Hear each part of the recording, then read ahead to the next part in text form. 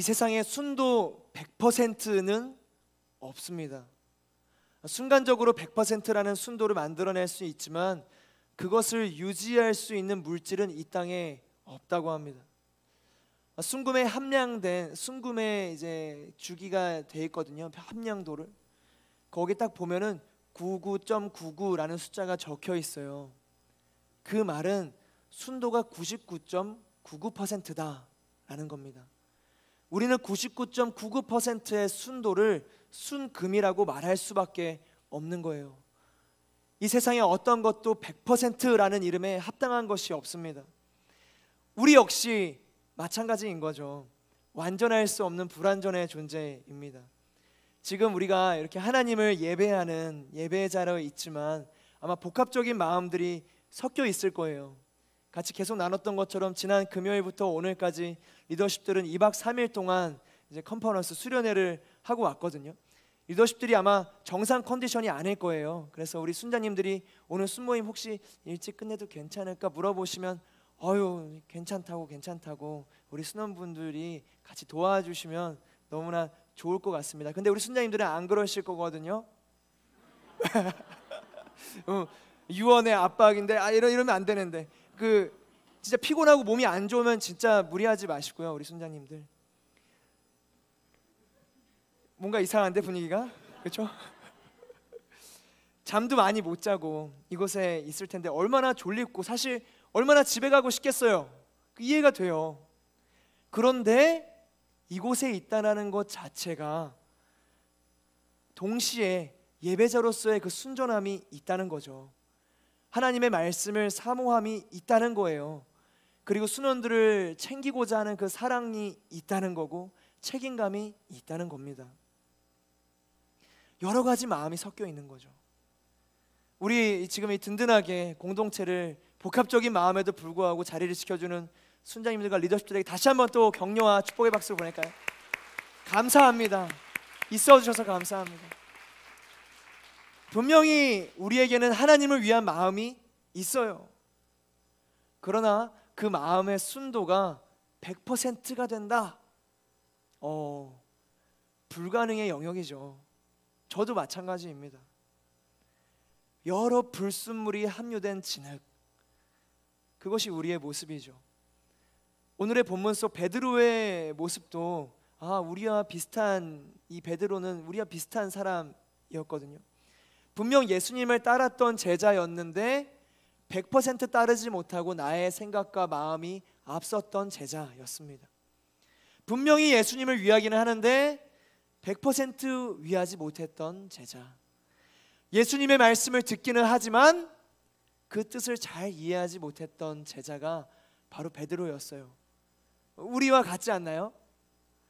한 번은 베드로가 그런 경험을 합니다. 예수님이 제자들의 발을 씻겨주려고 하신 거예요. 근데 베드로가 그랬어요. 제 발을 씻겨주려 하십니까? 제 발은 절대로 씻기지 못합니다. 예수님에게 말한 거예요. 아마 예수님을 위한 제자된 마음에서 한 거겠죠. 죄송하니까. 만약에 이재훈 담임 목사님이 오셔가지고 발을 씻겨줄 테니까 한번 신발을 벗어볼래? 하면은 이제 어쩔 바를 모를 것 같아요. 그래서 저는 약간 벗을 것 같기도 하거든요. 감사합니다.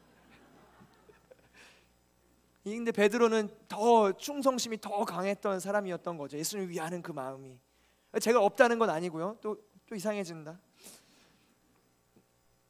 이 베드로가 예수님을 위해서 발을 씻겨주면 안 된다. 씻겨주지 못합니다. 절대로. 그래서 예수님을 말씀하세요. 내가 너를 씻겨주지 않으면 너는 나와 아무 상관이 없다. 무섭죠? 베드로가 충격을 받았을 것 같아요. 예수님과 아무 상관이 없다니. 충격을 받은 베드로가 뭐라고 대답했는지 아세요? 그렇다면 주여, 제 발뿐만 아니라 손과 머리도 씻겨주십시오. 굉장히 극단적이에요. 발을 씻겨주면 절대로 안 된다는 놓고선 이제는 발뿐만 아니라 손과 머리도 씻겨달래요.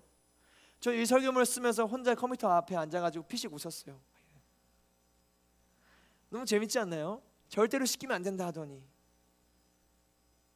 근데 손과 머리를 씻겨달라 하던 베드로의 간구도 예수님의 뜻과는 어긋난 거였거든요. 예수님은 말씀하세요. 발밖에 씻을 필요가 없다. 그렇게 베드로는 예수님을 따랐고 예수님을 위했는데, 이렇게 위에도 예수님이랑 맞지 않았고 이렇게 위에도 예수님이랑 맞지 않았어요. 우리도 예수님을 위하는데 예수님과 맞지 않을 수 있는 가능성 농후한 거죠. 베드로가 예수님을 사랑하긴 하는데 100% 사랑하지 못하고 결국 위기의 순간에는 3번이나 예수님을 부인했던 실패의 제자였습니다. 불완전한 믿음, 우리와 같지 않나요? 제가 2014년도에 대학부 MC로 섬길 때에 그 리더십 컨퍼런스를 갔었어요. 여러분 똑같은 리더십 수련회에 가서 레크레이션을 진행했던 적이 있었습니다. 그때 레크레이션을 하기 위해서 설문조사를 이제 했었는데 이런 질문이 있었어요. 나는 베드로와 같은 상황에 놓였을 때 3번 이상 부인하지 않을 자신이 있다. 이 질문에 예, 아니요 체크하는 거였거든요. 201명이 답변을 해줬습니다. 여기서 OX 퀴즈. 이때 201명이 3번 이상 부인하지 않을 자신이 있다에 절반 이상 답했을 것이다.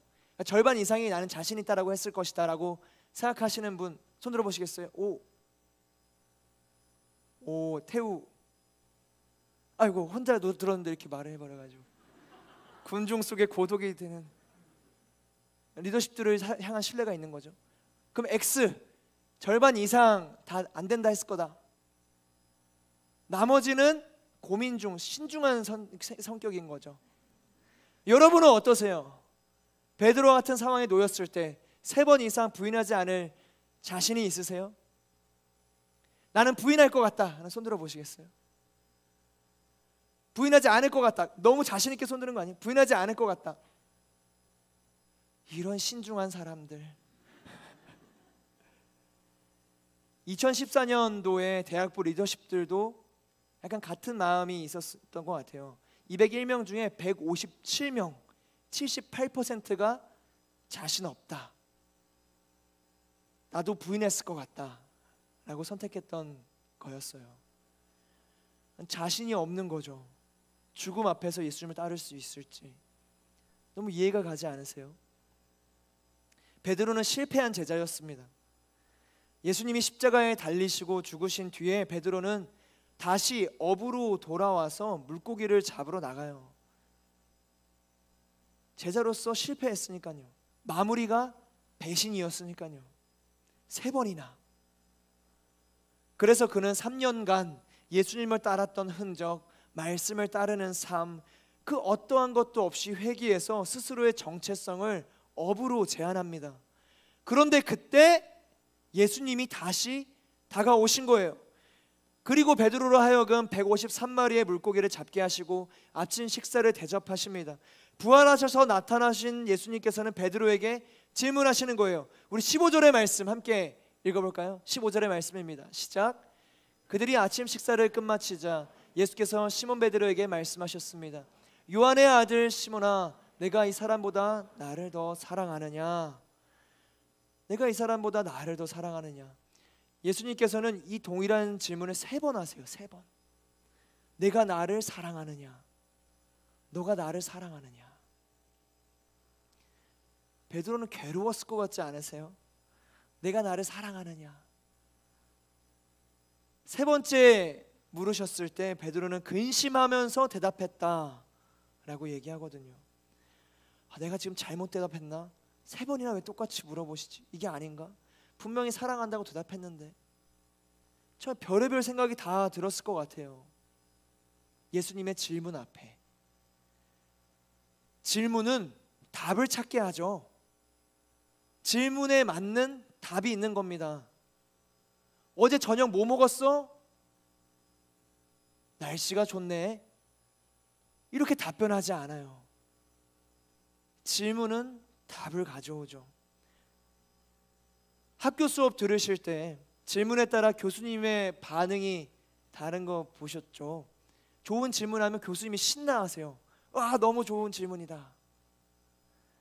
질문에 따라서 답할 수 있는 내용의 질이 달라지기 때문에 그렇습니다. 좋은 질문은 좋은 답을 찾아요. 가장 좋으신 예수님은 베드로에게 가장 좋은 질문을 주시는 겁니다. 필요한 질문을 하시는 거예요. 내가 나를 사랑하느냐? 너가 나를 사랑하느냐? 인생에서 가장 큰 실패와 낙담과 좌절로 하루하루를 살아가던 베드로가 들은 질문이었어요. 내가 나를 사랑하느냐? 이 질문 앞을 보면은 절대 베드로에게 이전의 잘못을 묻지 않으셨습니다. 너가 결국엔 나를 3번 책망했던 그 과거를 나는 안다. 모르는 줄 알았지. 하지 않으셨어요. 책망하지 않으셨어요. 과거를 캐묻지 않으셨습니다. 상처를 들추지 않으셨어요. 허물에 대해서 책임을 묻지 않으셨어요. 그저 한 가지 질문을 주신 거예요. 내가 나를 사랑하느냐? 이 질문의 뜻은 뭔가요?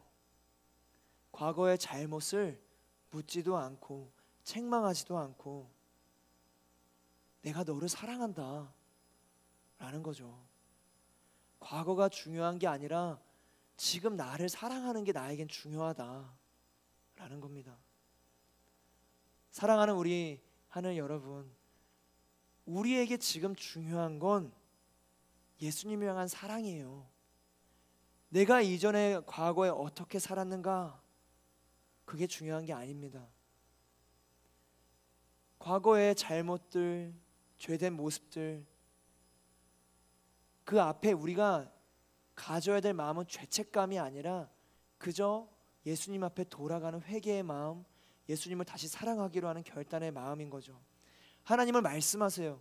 그리스도 예수 안에는 결코 정죄함이 없나니, 결코 정죄함이 없나니. 그리고 반대로도 과거의 사랑으로 현재를 추억하며 살아가는 것도 아니라는 거죠. 내가 나를 사랑하느냐라는 질문은 지금 주어지는 거잖아요. 너가 이전에 나를 사랑했느냐가 아니라 나를 지금 사랑하느냐라는 거거든요. 중요한 건 지금의 사랑입니다. 지금의 사랑. 내가 나를 사랑하느냐? 한번 자신에게 질문해 보시겠어요? 예수님이 여러분에게 지금 질문한다고 생각해 보세요. 내가 나를 사랑하느냐? 예수님이 사랑하시나요? 예수님 사랑하시면 그걸로 된 겁니다. 그걸로 된 거예요. 불순물 가득한 우리가 얼마나 잦은 실수와 잘못으로 하나님의 마음을 아프게 하겠어요. 앞으로 우리의 인생 가운데서도 하나님의 마음을 아프게 할 일들을 분명히 하게 될 수 있습니다. 저도 마찬가지죠. 그거 하라는 게 아니에요. 그런 경우를 맞이하게 된다고 하더라도 우리가 늘 집중해야 되는 거는 내가 나를 사랑하느냐, 계속 예수님의 이 질문 앞에 서는 거예요. 예수님을 향한 사랑, 예수님을 향한 사랑이 내 마음 가운데 있는가, 계속 예수님의 질문을 들어야 돼요. 계속 들어야 되는 겁니다. 예수님을 향한 사랑, 그것이 우선되지 못한 삶은 고민과 염려의 삶이 될 거예요. 예수님을 향한 사랑, 그것이 삶의 기준입니다.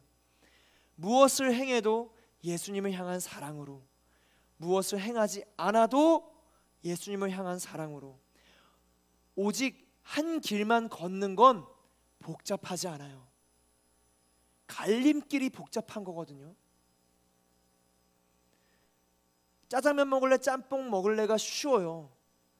짜장면 먹을래, 짬뽕 먹을래, 볶음밥 먹을래, 잡채밥 먹을래, 유산슬은 요리니까 패스. 울면 먹을래, 기스면 먹을래, 나가사키 짬뽕 먹을래. 힘들어지는 거예요. 짜장면 한 그릇 딱 주면 생각 없이 그냥 먹는 겁니다. 하나의 길을 가는 게 인생의 가장 확실하고 가장 평안한 길이에요. 근데 그 길이 잘못된 길이면 너무 무섭지 않으세요? 한 가지의 길로만 쭉 달려갔는데 너무 잘못된 길이, 그거 무섭거든요. 그런데 유일하고도 완전하고도 확실하고도 평안과 기쁨과 감사가 있는 한 길을 우리에게 알려주셨어요. 알려주신 거예요. 유일한 길, 예수님 향한 사랑, 그게 기준된 삶은 걱정이 없습니다. 오히려 기대감이 생기는 거죠. 단순합니다. 다른 길을 볼 때 그때 복잡하고 심란한 거예요. 다른 거 뭐 없을까? 선택의 기로 앞에 있다 생각할 때가 제일 힘든 겁니다. 힘드세요? 예수님을 보세요. 그러면 단순해지거든요. 단순해지면 해야 할 일이 명확해지는 겁니다. 어거스틴이라는 신학자가 이렇게 이야기하거든요. 하나님을 사랑하라. 그리고 내 마음대로 하라. 굉장히 극단적이죠. 하나님을 사랑해라. 그리고 내 마음대로 해라. 맞나? 극단적으로 들리지만 그런 믿음이 있는 거죠. 하나님을 전심으로 사랑해서 하는 그 어떠한 행동도 절대 악할 수가 없다. 예수님을 향하여 걷는 유일한 길을 가는데 어떻게 악하고 잘못된 길이 있겠는가? 하나님을 사랑해라. 그리고 내 마음대로 해라. 유일한 길을 걸어갈 때 마음대로 행하는 거죠. 내가 나를 사랑하느냐? 매 순간 이 질문 앞에서 자신을 돌아보며 진심으로 그 사랑을 고백할 수 있는 저와 여러분이 되시기를 주님의 이름으로 축복합니다. 이 실패감에 좌절했던 베드로, 다시 어부가 된 베드로는 예수님의 질문을 들은 거예요. 내가 나를 사랑하느냐?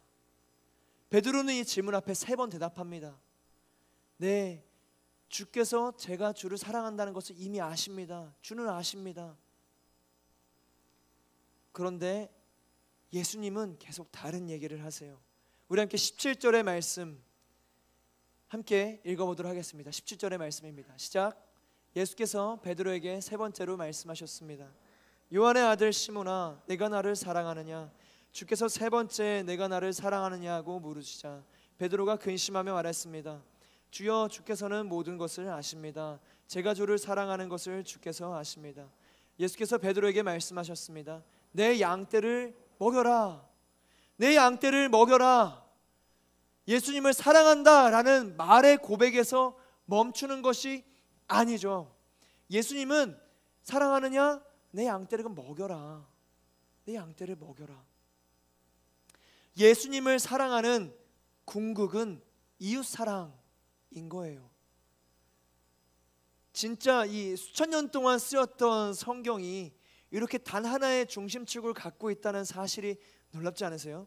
하나님 사랑과 이웃 사랑, 십계명에서부터 예수님 오셔서 가장 큰 계명은 이것이니 하나님을 사랑하는 것과 이웃을 사랑하는 것이다 말씀하시고, 베드로에게 말씀하시는 것도 네가 나를 사랑하느냐? 하나님을 사랑하느냐? 그럼 내 양떼를 먹여라. 이웃을 사랑해라. 계속 똑같이 말씀하시는 거예요. 하나님 사랑과 이웃 사랑은 우리에게 주어진 이 땅에서의 가장 완벽한 계명입니다. 가장 큰 계명이에요. 우리가 따라가야 할 삶의 길입니다. 말로만 하는 거는 반쪽 사랑이에요. 사랑은 행하는 거죠. 사랑은 명사가 아니라 동사입니다. 사랑한다라고 하잖아요. 사랑은 하는 거예요. 하는 거. 사랑은 하는 겁니다. 저도 이 사실을 꼭 기억하고 싶어요. 앞으로 걷게 될 목회의 길에서 하나님의 양들을 돌보고 먹이는 하나님의 도구가 되고 싶죠. 예수님의 명령 따라 그 어떤 사역을 하든지 주의 양들을 먹이는 것이 목표가 되고 사명이 되기를 원합니다. 근데 가끔 목회자를 두고 그런 얘기하는 거 혹시 아세요? 올라가지마 목사가 있고 내려가지마 목사가 있다. 들어보신 적 있어요? 우리 브릿지? 요렇게 들어본 적 있으면 요렇게 아니면 이렇게. 없군요. 올라가지마 목사는 정말 사랑이 충만한 목회자인데, 사랑을 행하는 목회자인데 단에서 무슨 소리 나는지를 모르겠어서, 왜 저런 얘기 하는지 이해가 안 돼서 그냥 올라가지 마세요 하는 게 올라가지마 목사이고요. 내려오지마 목사는 정말 청산유수로 감동으로 말씀을 전하는데 내려오니까 삶에서는 전혀 말씀과 다르게 살아가는 거예요. 그럼 내려오지 마세요 이런 거죠. 제게 극단적으로 둘 중 하나만 선택해라 라고 한다면 저는 올라가지마 목사가 되는 게 더 낫지 않을까, 그런 생각을 합니다. 오늘에도 삶으로 사랑을 드러내는 목회자 정말 되고 싶죠. 여러분은 어떠세요? 여러분은 사랑을 잘 말하는 사람이 되고 싶으세요? 아니면 사랑을 잘 행하는 사람이 되고 싶으세요? 내 양떼를 먹이라는 이 부르심은 목회자나 순장과 같은 리더십에게 하는 말씀처럼 들리기도 하지만 사실 이것은 모든 크리스천들을 향한 주님의 뜻입니다. 하나님의 말씀이고 주의 부르심이에요. 세상 모든 사람이 주님의 어린 양이잖아요. 하나님 나라의 울타리 속에 속해 있는 양이 있고 방황하며 길을 잃은 양이 있는 겁니다. 다 양이거든요. 하나님의 선교는 바로 이 양들을 찾아 나서는 예수님의 사랑이죠. 예수님을 사랑하는 자들이 같은 마음을 품고 예수님의 손 붙잡고 함께 길 잃은 양들을 찾아 나서는 여정이 우리의 선교인 겁니다. 예수님은 말씀하세요. 내 양떼를 먹이라, 내 양떼를 치라, 돌보라. 우리에게 말씀하십니다. 그리고 이어서 예수님 말씀하세요. 우리 본문 요한복음 21장 18절에서 19절의 말씀 같이 한 목소리로 읽겠습니다. 시작. 내가 진실로 진실로 내게 말한다. 내가 젊어서는 스스로 옷 입고 원하는 곳으로 다녔지만 늙어서는 남들이 내 팔을 벌리고 너를 묶어 내가 원하지 않는 곳으로 너를 끌고 갈 것이다. 예수께서 이렇게 말씀하신 것은 베드로가 어떤 죽음으로 하나님께 영광 돌릴 것인지를 알리기 위함이었습니다. 그리고 나서 예수께서 베드로에게 말씀하셨습니다. 나를 따라라. 나를 따라라. 나를 따라라. 예수님을 사랑하는 삶은 주님의 양들을 돌보고 먹이는 길이며 죽음으로 영광을 돌리는 삶입니다. 죽기까지 하나님을 사랑하고 죽기까지 그 양들을 사랑하는 거예요. 죽음으로 영광을 돌리는 삶이 바로 예수님을 따르는 삶입니다. 베드로는 이 예수님을 향한 과거의 3번의 실패에도 불구하고 다시 또 부르심을 받았어요. 나를 따라라. 그렇게 계속 실패한 사람에게 세상은 일을 맡기지 않거든요. 3번 같은 일을 맡겨도 3번 똑같이 실수하면 더 이상 그 일을 그 사람에게 맡기지 않죠. 더 잘하는 사람에게 맡기는 거예요.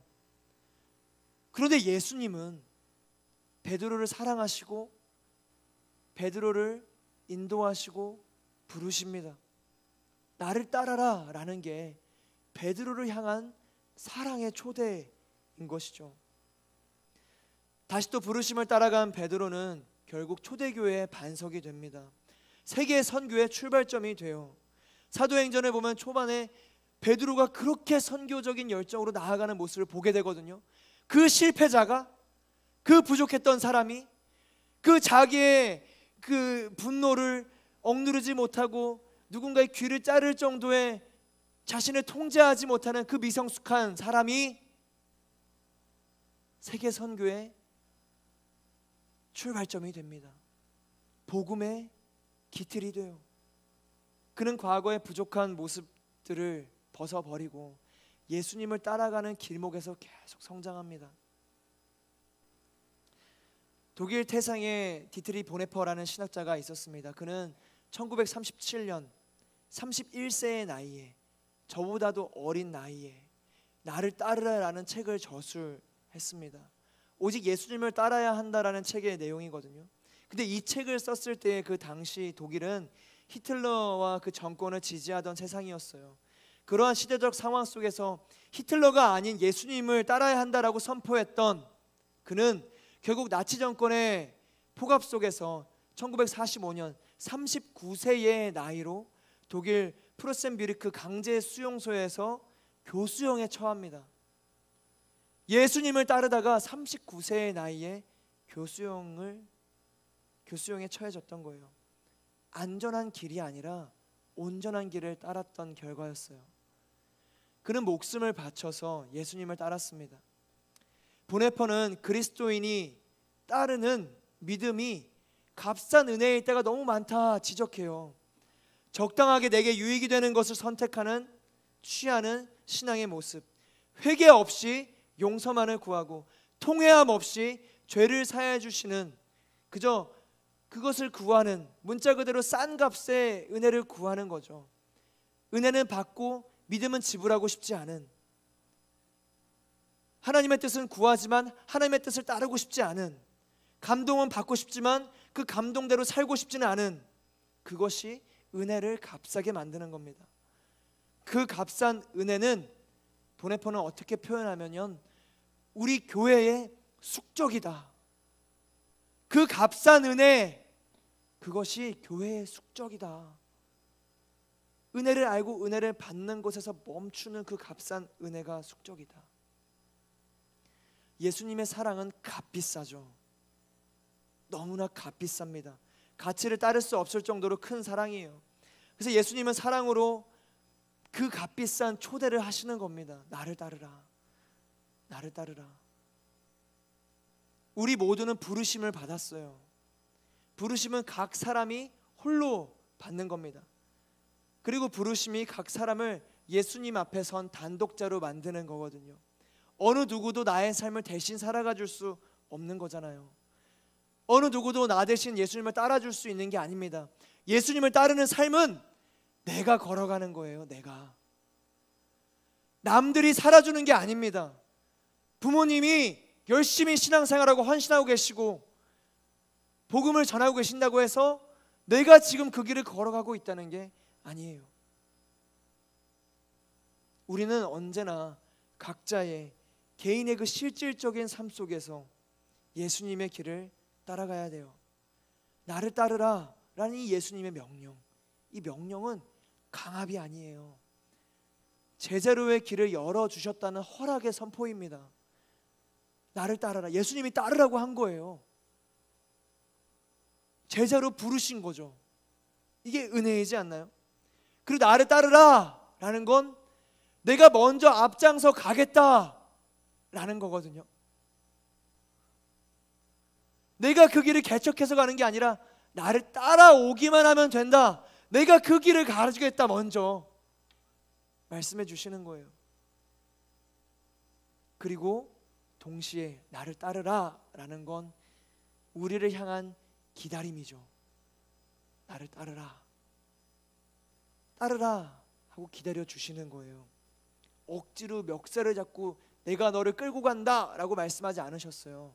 나를 따르라 라고 손을 내밀고 초대하신 거죠. 보면 어떤 제자도 예수님은 억지로 끌고 가지 않으셨거든요. 장례를 치러야 한다라고 한 사람에게도, 식구들에게 작별 인사를 하고 온다는 사람에게도 강제하지 않으셨어요. 그러나 제자들은 그 부르심에 순종으로 응답합니다. 긴 말 하지 않아요. 우리는 왜 나를 따르라 라는 예수님의 말씀에 순종하나요? 왜 따라가나요?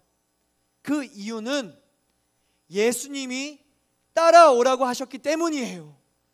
다른 근거가 필요한 게 아닙니다. 예수님이 따라오라, 그럼 네, 따라가는 거예요. 다른 근거, 이유, 체크리스트, 그게 필요한 게 아무것도 없죠. 예수님이 따라오라고 했는데 그럼 따라가는 거잖아요.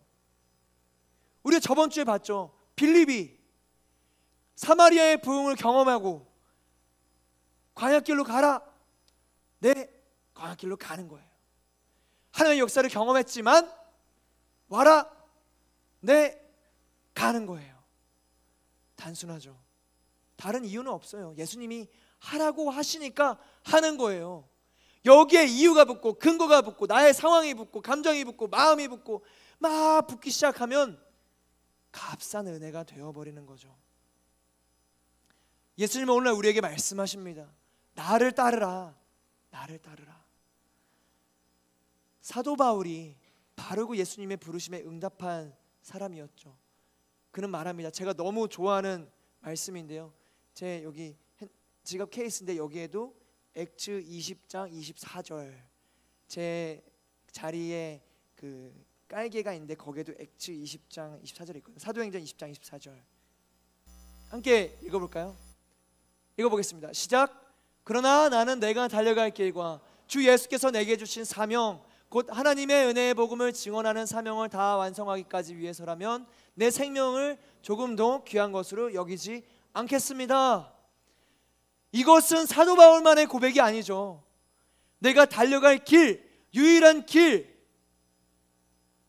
그 길은 주 예수 그리스도의 복음, 예수님께서 주신 사명, 그 은혜의 복음을 전하는, 증언하는 일을 마치려 함에 나의 생명조차 조금도 귀한 것으로 여기지 않겠다라는 거예요.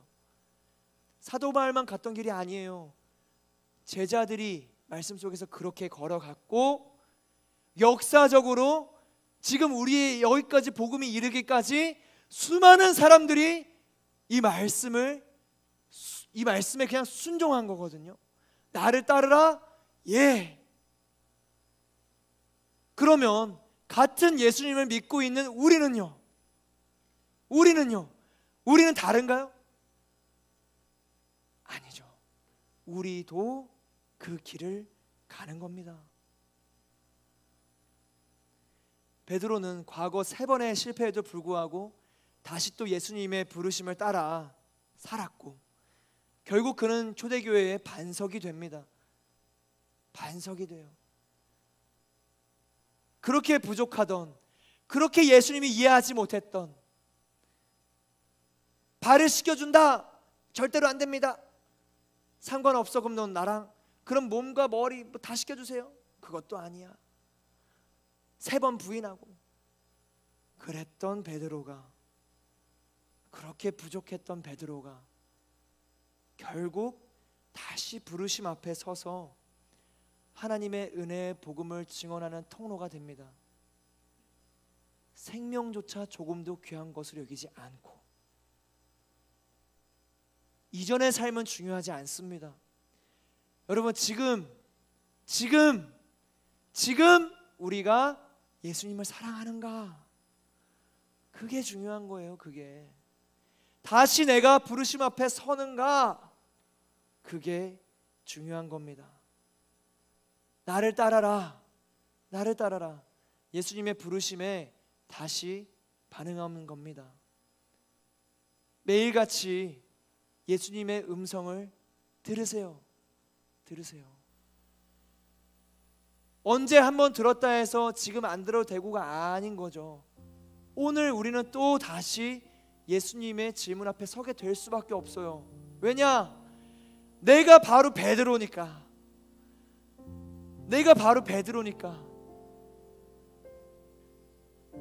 얼마나 우리가 부족한 삶을 살아가요.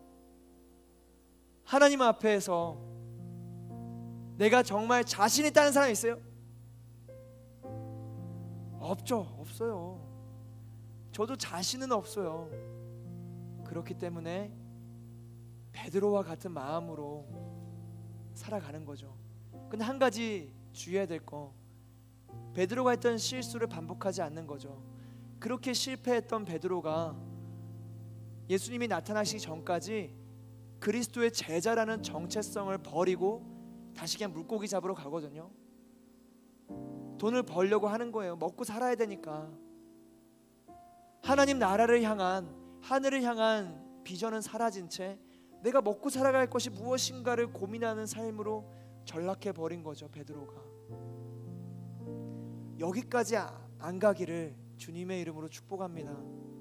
괴로울 때 예수님이 내밀고 있는 손을 붙잡고 예수님이랑 얘기하는 거예요. 예수님의 질문을 듣는 거죠. 내가 나를 사랑하느냐, 너가 나를 사랑하느냐. 그리고 대답하는 거예요. 그리고 예수님의 솔루션을 듣는 겁니다.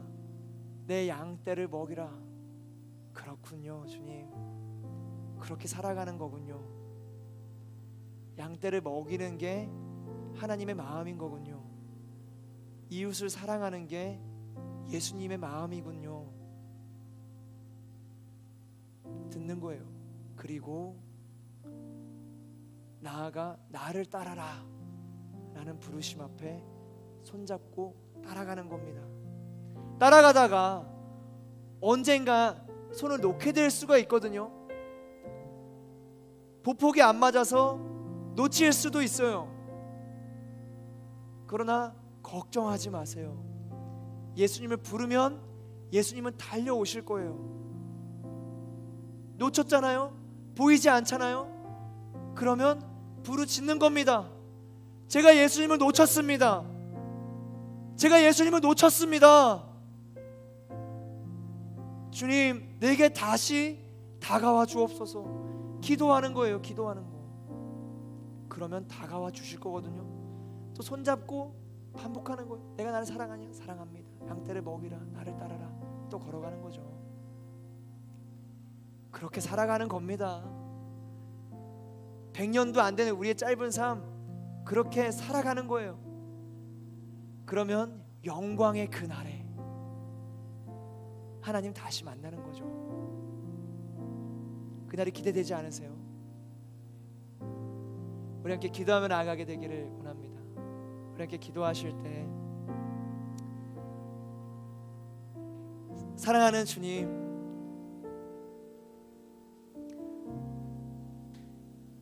내가 예수님을 놓치고 살아갈 때가 얼마나 많습니까? 내가 예수님을 놓치고 살아갈 때가 있습니다. 사랑하는 주님, 오늘 이 시간 우리가 함께 기도할 때 예수님을 다시 붙잡게 하여 주옵소서. 예수님의 손을 다시 한번 잡게 하여 주옵소서. 예수님을 마주하게 하여 주옵소서. 그리고 내가 나를 사랑하느냐? 라는 질문 앞에 내가 서 있게 하여 주옵소서. 우리 함께 오늘의 말씀을, 이 베드로의 삶을 기억하시며 함께 기도하며 나아가도록 하겠습니다.